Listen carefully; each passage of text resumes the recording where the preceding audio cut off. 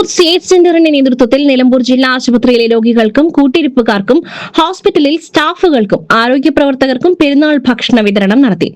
CH centre president PV Ali Mubarak ഉദ്ഘാടനം ചെയ്തു.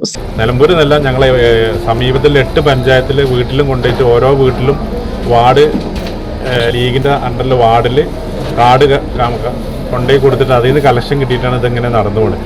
അതുകൊണ്ട് നിങ്ങളോട് പ്രത്യേകം പറയാനുള്ളത്, നിങ്ങളൊരു പ്രാർത്ഥന മതി, മാക്സിമം പ്രാർത്ഥിക്കുക.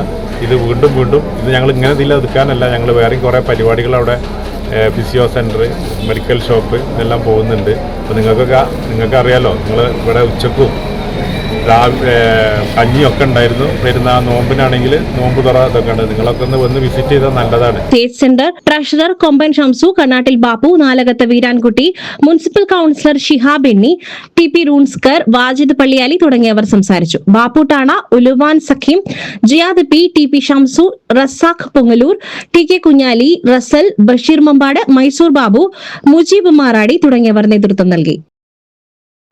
SS Gold, Pure Gold. SS Group, Nilambur.